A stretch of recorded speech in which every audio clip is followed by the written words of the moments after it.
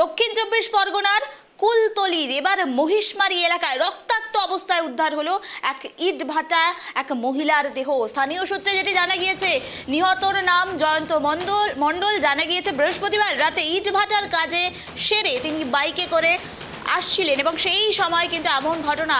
পথে মহিষমারি এলাকায় পৌঁছানোর পর আচমকাই কয়েকজন দুষ্কৃতী তার উপরে হামলা চালায় বলে অভিযোগ করা হচ্ছে। ধারালো অস্ত্র দিয়ে তাকে কুপিয়ে মারা হয় বলে অভিযোগ করা হচ্ছে।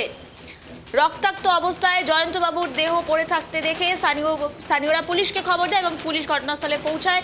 বিশাল বাহিনী সেখানে পৌঁছায়। এলাকাটি ঘিরে ফেলা হয়েছে।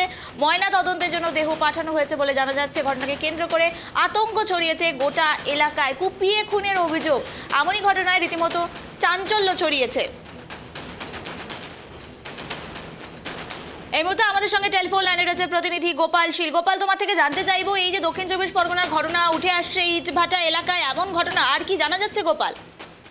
দেখো নিবেদিতা, তোমাকে বলে রাখি, একদম ভর সন্ধ্যাবেলা মোটর সাইকেল পড়ে রয়েছে, তার উপরে এক যুবক শুয়ে মুন্ডহীন দেহ পড়ে রয়েছে রক্তাক্ত অবস্থায়। এমন ঘটনায় চাঞ্চল্য ছড়িয়ে পড়ে। এলাকার মানুষজন দৌড়ে আসে, এসে পরিষ্কার দেখতে পায় স্থানীয় এক ইট ভাটার মালিক, যার বছর 47 বয়স, জয়ন্ত মণ্ডলের দেহ। দুষ্কৃতীরা তাকে খুন করে পালিয়েছে।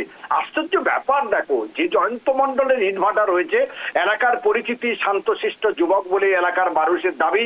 শুধু শেয়ারের ব্যবসা ছিল ইটভাটা। দিনের পর দিন এখানে প্রচুর মানুষ কাজ করে। আজ সন্ধ্যা ঠিক 6:30 নাগাদ স্থানীয় এলাকা থেকে, অর্থাৎ যেখানে তার রয়েছে ইটভাটা, সেখান থেকে মোটর সাইকেলে চড়ে বাড়িতে আসছিল। সেই সময় তাকে খুন করা হয়েছে বলে দাবি তার পরিবারের লোক এবং এলাকাবাসীর দাবি। কিন্তু কেন খুন হতে হলো জয়ন্তকে, সে ব্যাপারে কোনো কিছু এখনো পর্যন্ত জানা যায়নি। আশ্চর্য, দেখো, একটা যুবককে নিজের মোটর সাইকেলের উপরে সম্পূর্ণ মুন্ডুটাকে বিচ্ছিন্ন করা হয়েছে। প্রথমে দেখলে মনে হবে অ্যাক্সিডেন্ট হয়েছিল, প্রথমে মানুষ মনে করছিল হয়তো দুর্ঘটনায় মারা গেছে, কিন্তু যখন দেখা গেল মুন্ডুটা বিচ্ছিন্ন হয়েছে তখন কিন্তু পরিষ্কার হয়ে যায় তাকে খুন করা হয়েছে এবং শরীরের একাধিক জায়গায় তার চিহ্ন রয়েছে। পুলিশ ইতিমধ্যে মৃতদেহ ময়নাতদন্তের জন্য পাঠিয়েছে। শোকে এলাকা কিন্তু মুহ্যমান, প্রচুর মানুষ রয়েছে ঘটনাস্থলে। ইতিমধ্যে এলাকার দুষ্কৃতীর খোঁজে তল্লাশি চালাচ্ছে। স্থানীয় যে সিসিটিভির ফুটেজকে তারা চিহ্নিতকরণ করার চেষ্টা করছে। তোমার থেকে গোপাল আইটি বিষয় জানার চেষ্টা করবো। তুমি যেমনটা বললে একেবারে নৃশংসভাবে হত্যা করা হয়েছে। তোমার থেকে প্রথমেই জানতে চাইবো, ইট ভাটায় তিনি কাজ করতে গিয়েছিলেন, ফেরার পথে এমন ঘটনা, কি কোনো শত্রুতার জেরে এই ঘটনা হতে পারে? কি বলছে পরিবারের সদস্যরা? দেখো, এখনো পরিষ্কার না উঠে এলেও তার পরিবারের লোকজনের কাছ থেকে যেটুকু জানা গেছে, এই জয়ন্ত শান্তশিষ্ট ছেলে নিজের ইটভাটা কাজ করে না, নিজের কাজ দেখাশোনা করে। সঙ্গে কিন্তু শেয়ার রয়েছে আরো 2 জন। তবে তাদের সঙ্গে মাঝে মাঝে মতানৈক্য হতেই পারে, হয়, কিন্তু স্থানীয় অনেকের সঙ্গে হয়। কারণ তুমি জানো, একটা ইট ভাটা মানে অনেক রকম কাজকর্ম হয়, প্রচুর মানুষ, বাইরের লোকজন, তাকে মতানৈক্য হতে পারে। কিন্তু তার জন্য তাকে কেউ খুন করবে, কি কারণে খুন করবে সেটা পরিষ্কার নয়।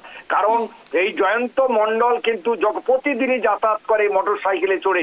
আজকেরও সেই মতো সে বাড়ির উদ্দেশ্যে রওনা দিয়েছিল, তারপরে তাকে নৃশংসভাবে খুন করা হয়। বেশ, ধন্যবাদ গোপাল আমাদের সঙ্গে থাকার জন্য। যে খবরের দিকে নজর রাখছিলাম, দক্ষিণ চব্বিশ পরগনা থেকে রক্তাক্ত অবস্থায় উদ্ধার হলো এক ব্যক্তির দেহ ইটভাটায়। তিনি তার ইটভাটা ছিল, সেখানে কাজ দেখতে গিয়েছিলেন, কিভাবে কাজ করছেন শ্রমিকরা, এবং বাড়ি ফেরার পথে মোটর সাইকেলে চেপে তিনি যখন বাড়ি ফিরছিলেন সেই সময় তাকে খুন করা হয়, এমনই অভিযোগ তুলছেন পরিবারের সদস্যরা। একেবারে নৃশংসভাবে তাকে হত্যা করা হয়, মাথা থেকে ধড় আলাদা করে দেওয়া হয়। এমন ঘটনায় রীতিমতো চাঞ্চল্য ছড়িয়েছে ততটাই কিন্তু সাধারণ মানুষ এই মুহূর্তে তারা আতঙ্কিত হয়ে পড়েছেন যে এমন ঘটনা হতে থাকে সাধারণ মানুষ কতটা নিরাপদ। পুরো ঘটনা ইতিমধ্যেই তদন্ত শুরু করেছে পুলিশ।